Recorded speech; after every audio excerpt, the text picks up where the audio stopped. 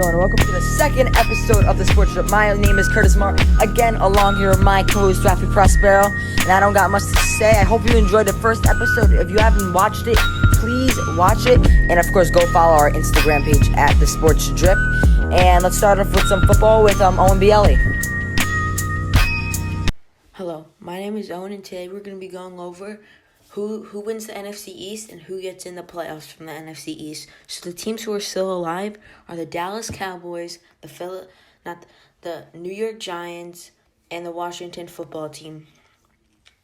First game of the week is the Cowboys at Giants, and the second is football team at Eagles.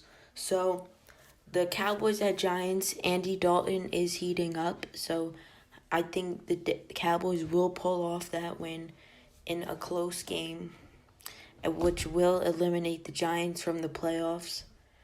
So, and then for the last game, you got the Washington football team with Terry McLaurin and Alex Smith questionable for the game, and the football team just released Dwayne Haskins Jr. too. So they also have Antonio Gibson questionable, so a lot of their starters are questionable this week. Don't know if they're gonna play. The football team is also favored by 2 points. It's gonna be a close game. That game, I think the Washington football team will win that game and beat the Eagles. It's going to be a very close game, field goal game, and the Cowboys will be eliminated, and the football team will make the playoffs and most likely go against the Buccaneers for the first round. And who knows what's going to happen, because the football team beat a lot of good teams like the Steelers, some other good teams. So in first place of the NFC East will be the Washington football team, and the second place in the NFC East will be Dallas Cowboys. Third place will be the New York Giants, and last place in the NFC East will be the Philadelphia Eagles. That is it for me. See you guys next week. On to Jack Shaw with Week 17 predictions. Jack here with Sports Drip. Today I'm going to be going over my Week 17 score predictions for Sunday's games. The first game we're going to start off with is going to be the Seahawks-49ers game. In this game, I think that the Seahawks are going to come out on top, mostly because of how dominantly the Seahawks offense has been playing. So the 49ers, I don't know, they just haven't been, this isn't their Super Bowl season like it was last year. The next game is going to be Cowboys-Giants. Here I'm going to have to go with the Cowboys because their receivers have been really showing up to the field and playing really well. That's only if their quarterback can connect with them. So I'm going to have to go with the Cowboys on top. Next one's going to be Jets-Patriots. Here I'm going to go with the Patriots because the Jets suck. And that's it. The next one's going to be Falcons-Buccaneers. Here I'm going to go with the Buccaneers because Tom Brady has been performing really well, and he has a really good offense behind him. So we'll go with the Buccaneers here. Our next one's going to be Vikings-Lions. This is a tough one because the Vikings, Kirk Cousins has been struggling, except the Vikings. So Dalvin Cook is amazing. And then with the Lions, they have Matt Stafford and DeAndre Swift. But here I'm going to have to go with the Vikings on top just because of Dalvin Cook. Because Kirk Cousins can't throw the ball for his life. The next one is Steelers-Browns. Here I'm going to go with the Steelers because the Steelers are the best team in the league currently. Our next one is Ravens-Bengals. Here I'm going to go with the Ravens because the Bengals defense has been struggling, and the Ravens of Lamar Jackson, so that explains that. Next one is Dolphins-Bills. Here I'm going to go with the Bills because Josh Allen has been performing probably the best he's performed since I don't even know when. But Josh Allen has been just so good over the past few weeks that I'm going to have to go with the Bills on top of the Dolphins. Our next one is going to be Cardinals-Rams. This is also a really tough one because the Cardinals with Kyler Murray and DeAndre Hopkins, but then you have that Rams defense with Jalen Ramsey and Aaron Donald. So this is tough. I'm going to go with the Rams here just because I feel that their defense can dominate and their offense can maybe put up some points. So I'm going to go with the Rams on top. Next one is Packers-Bears. Here I'm going to go with the Packers because Aaron Rodgers is right now looking at an MVP season. Devontae Adams is just probably one of the top receivers in the NFL currently. And the Packers offense and the Packers defense, the Packers defense is okay, but the Packers offense is insane. The next one is going to be the 1-14 Jaguars and the 10-5 Colts. Just throwing it out there, the Jaguars are getting Trevor Lawrence because the Jets are so bad that they managed to get 2 wins. So here I'm going to go with the Colts. Next one is going to be Titans-Texans. I'm going to go with the Titans here because Deshaun Watson, he's been struggling. Deshaun Watson, he needs to get out of Texas. That's just wasted talent. But I'm going to go with the Titans here because of Derrick Henry. The next one is going to be Raiders-Broncos. Here I'm going to go, I don't know, I think I'm going to go with the Raiders on top. Next one is Chargers-Chiefs. I'm going to go with the Chiefs. They're looking at a playoff berth. They have the first round bye. They're first in their division. So the Chiefs are really just dominating. They could go back-to-back in the Super Bowl. You never know.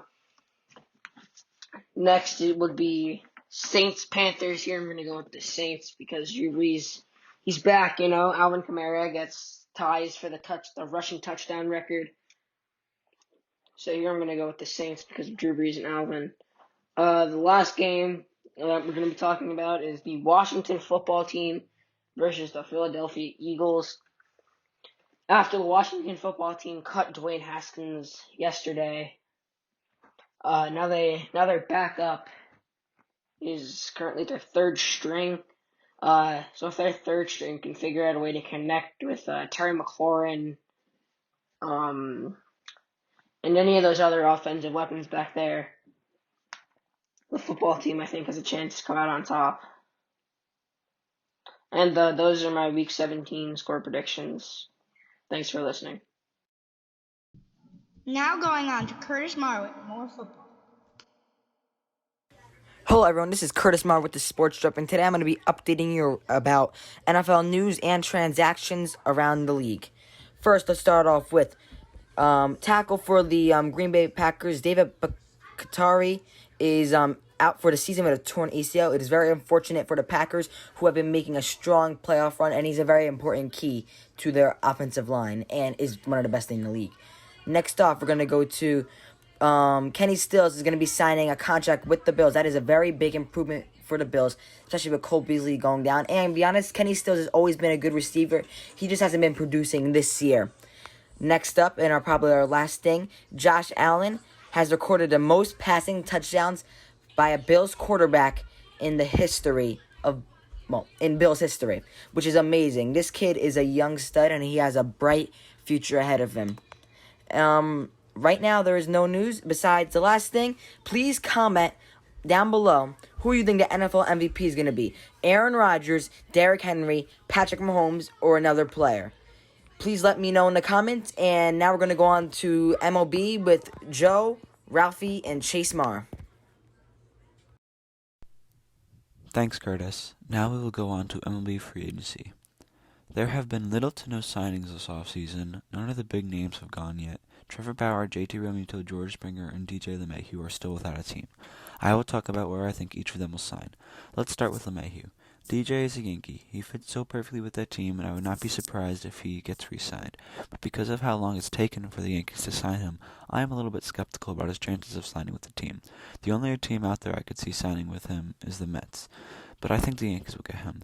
Now let's go to Springer. I see only two options for Springer, the Mets and the Blue Jays. Throughout the offseason, the teams narrowed down to just those two, and there really is a 50-50 chance to which team gets him. It will just come down to Springer, his agent, and the contract. For Real Muto, it's a different story. Everyone assumed that the Mets would get him, but after the McCann signing, we learned that the organization wanted to go in a different direction. In the beginning of free agency, I thought that the Phillies would re-sign him, but because of the new recent news that came out saying they lost money, I don't think it will happen. Possible teams could be the Nationals, Yankees, only if they let go of Sanchez, Angels, Cardinals, and Blue Jays. I believe that the team with the best chance to get him is the Nationals. They are a very smart team and always seems that they are in contention. They need a catcher, and I think they could afford Realmuto's contract. The last free agent I'll go over is Trevor Bauer. Trevor Bauer is an interesting player. He has a very big personality and is very unpredictable. Many people narrowed it down to two options, the Mets and the Angels. I personally think he will go to the Mets, but he's very unpredictable, so no one is sure. So to wrap it up, I think the Yankees will get LeMahieu, the Mets will get Springer, the Nationals will get Real Muto, and the Angels will get Bauer. Now to finish it off, let's go on to Brian White with some NBA news. Hello, my name is Brian, and I will be doing the basketball segment. Today, in the NBA, as of the morning of January 3rd, we have 8 games that are set to be played this evening. Some big thing that happened yesterday was future Hall of Famer Carmelo Anthony passes Tim Duncan in all-time points. Looking at the standings of the first 6 games, the Phoenix Suns and the Philadelphia 76ers lead their conferences with both a 5-1 record. The Knicks are on a hot start, starting off 3-3, unusual for them. Some good teams that are playing bad are the Toronto Raptors and the Denver Nuggets, both with only 1 win. Now with some injury news, Kemba Walker, who has a knee injury, is expected to be out for at least a week. Kristaps Porzingis, who has yet to play this year, is projected to make his season debut in about a week or so. Ja Morant, with his unusual ankle injury, is projected to come back by the end of March. Karl-Anthony Towns is supposed to play in only a few days. A good game tonight is the Phoenix Suns facing off the LA Clippers. Now on to Joe and Chase with the baseball segment. Now on to Chase Mar with some breaking news. We have some breaking news. WWE wrestler Luke Harper has died at the age of 41. I hope you enjoyed this episode of the Sports Strip. My name is Curtis Marlong here with my co-host Rafi Prospero and the rest of the Sports Strip cast. Hope you enjoyed this episode, and we will see you for episode 3 of the Sports Strip.